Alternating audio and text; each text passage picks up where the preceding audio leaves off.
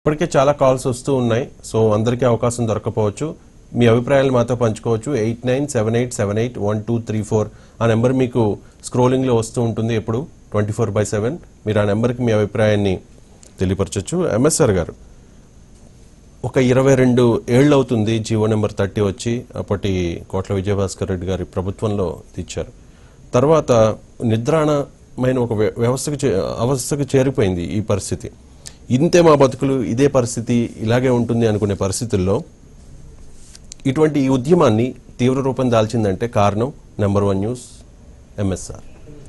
అదేనండి, ఇప్పుడు మన ఆలోచన అదే. ఇప్పుడు ఏంటంటే జీవో ఇచ్చి 22 సంవత్సరాలు అవటం, దాన్ని అమలు చేయాలి. ఎవరైనా ప్రభుత్వం ఒకసారి జీవో ఇచ్చిందంటే దాన్ని అమలు చేయాల్సిన బాధ్యత వెంటనే ప్రభుత్వం మీద ఉంది.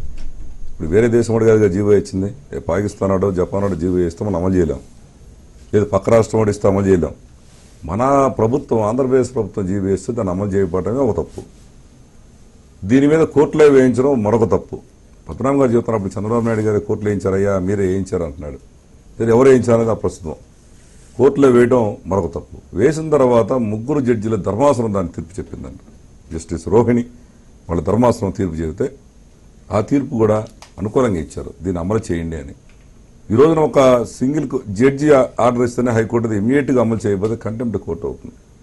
3 జడ్జీల ధర్మాసనం తీర్పు ఇచ్చిన తర్వాత దాన్ని పట్టించుకొని వైనం దాన్ని తొక్కేశారు. మళ్ళీ అప్పటి నుంచి అనేక రకాలుగా పోరాటాలు చేస్తూనే ఉన్నా కానీ ఈ నిర్లక్ష్యం ఏమిటి అంటే, నీకు ఓట్లు ఎలక్షన్స్ వచ్చినప్పుడు మాత్రం ప్రతి ఒక్కటి దాన్ని బయటికి తెస్తాడు. గతంలో మాదిరిగా తెలంగాణ మేము వస్తే తెలంగాణ తెస్తాం, ఏం జరిగింది? అట్లాగే మేము వస్తే కాపురికి ఇస్తాం, వాళ్ళేది వీళ్ళేది వాళ్ళేది, ఫుట్బాల్ లాగా. సో దీనికి కారణం ఏంటంటే ఒక మీడియాలో దీన్ని చూపెట్టడానికి ధైర్యం లేదు ఎవరికి, ఎందుకంటే శాసించట్లా వాళ్ళది కాదు. ఈ మీడియాకి ఇది పట్టట్లా. ఈ 30% జనాభా వీళ్లతో పాటు కలిసి వచ్చే మిగతా 85% జనాభా బాధలు ఎవరికి పట్టవు. ఎంతసేపటికి మన భజన కార్యక్రమం నో. అందుకే పెట్టాను నేను మీడియా. ఎవరు ఎన్నో అనుకోనండి, నాకు ఏ ఫీలింగ్ ఉందంటే సామాన్యుడి ఫీలింగే ఉంది. నేను సామాన్యుడిగా పుట్టాను కాబట్టి, నేను సామాన్యుడిగా పుట్టిన ఏసీ రూమ్లో ఉన్న ఏసీ కార్లో తిరుగుతున్నా, నేను అదే మైండ్తో ఉన్నాను కాబట్టి మిగతా వాళ్ళతో నేను పోల్చను. ఎవరైనా ఏ టీవీ ఛానల్ కానీ ఏ పేపర్ అంటలేదు. నా పందా ఇది. నేను కిందే కూర్చుంటా, నలుగుతా, మాట్లాడతా, రోడ్ల మీద తిరుగుతా, ఆరోగ్యం బాగాలేకపోయినా తిరుగుతా, రోజుకి 18 గంటలు 22 గంటలు కష్టపడతా. ప్రతిదీ కూడా సమాజం కోసం, సామాన్యుడి కోసమే కష్టపడతా. ఇది నచ్చకపోతే వాడు ఎన్ని కేసులు పెట్టినా పర్వాలేదు, ఎన్ని ఇబ్బందులు పెట్టినా పర్వాలేదు. చూసారు ఈరోజు వేలాది మంది ప్రజలు అన్నా మేము ఉన్నాం, చాలా నడిపించుకుంటాం అంటే, ఎందుకంటే అదృష్టం మనకేం కావాలా? ఎవరికొంది అదృష్టం చెప్పండి? భయపడిపోతారు ఛానల్ నడపాలంటే. ఇదే ధైర్యంతో పెట్టాను నేను. జనం నడిపిస్తారు, ప్రజలే నడిపిస్తారు, దీనిని తెలియజేసుకుంటారు. ఆశ పెట్టి అవమానపరిచారు, అందుకే రోడ్డెక్కాల్సి వచ్చిందని ముద్రగడ పద్మనాభం గారు చెప్తున్నారు. 5వ తారీఖు నుంచి ఆమరణ నిరాహార దీక్ష కూడా పూనుకుంటున్నారు. ఈ నేపథ్యంలో నెంబర్ 1 న్యూస్ ఛానల్ అధినేతగా ప్రభుత్వానికి ఏం చెప్పదలుచుకున్నారు? అదే చెబుతున్నట్టు ఆయన ఇంత పెద్ద మీటింగ్ పెట్టిన తర్వాత దీన్ని డైల్యూట్ చేయడం కోసం కొన్ని దుష్ట శక్తులు దీనిలో ప్రవేశించి రకరకాల విధ్వంసాలు సృష్టించి అమాయకపు ప్రజల మీద కేసులు పెట్టడానికి,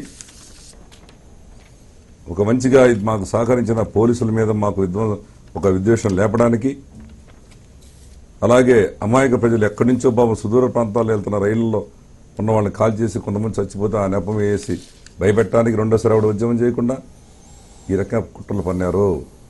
ఎవరు ఏంటనేది అక్కడ స్థానికులకు తెలుసు. పోలీస్ స్టేషన్కి ఏం పని చెప్పండి? పోలీసు వాళ్ళు ఏమన్నా ఉద్యమకారులు కొట్టారా, తిట్టారా? కనీసం చాలా సహకరించారు, సౌమ్యులుగా ఉన్నారు. వాళ్ళందరూ వచ్చారు, చాలామంది కాపులను వేశారు అక్కడ. కాబట్టి ఇది డెఫినెట్గా ఎవడో చేసిన పనే. వాళ్ళని గుర్తించండి ఫస్ట్. ఇంతమంది జనం వస్తారనే మీరు గుర్తించలేకపోయారంటే వైఫల్యం, ఇంటెలిజెన్స్ వైఫల్యమే, హోంమంత్రి గారి వైఫల్యమే, ముఖ్యమంత్రి గారి వైఫల్యమే. అసలు ఇంత పెద్ద మీటింగ్ కాల్ ఫర్ చేస్తూ ఛానల్లో రోజు ఈ రకంగా మనం చూపిస్తున్నాం అంటే, మీకు సంబంధించిన ఛానల్ చూపిస్తేనే నిజం అనుకుంటున్నారు మీరు. మారిన పరిస్థితుల్లో సామాన్యుడి ఛానల్లే నిజంగా చూపిస్తాయి, మోసపోవద్దు. మీరే చంద్రబాబు నాయుడు గారు మీ చుట్టుపక్కల ఉన్న వాళ్ళందరూ కూడా మంచి వాళ్ళని పెట్టుకోండి. మీ అబ్బాయి ముఖ్యమంత్రి కావాలనుకుంటున్నారు, మీరు ప్రధానమంత్రి కావాలని మనెవరో మీ మనిషి చెబుతున్నాడు. కాబట్టి మీరు పెద్ద దేశ నాయకుడు కావాలని మా కోరిక.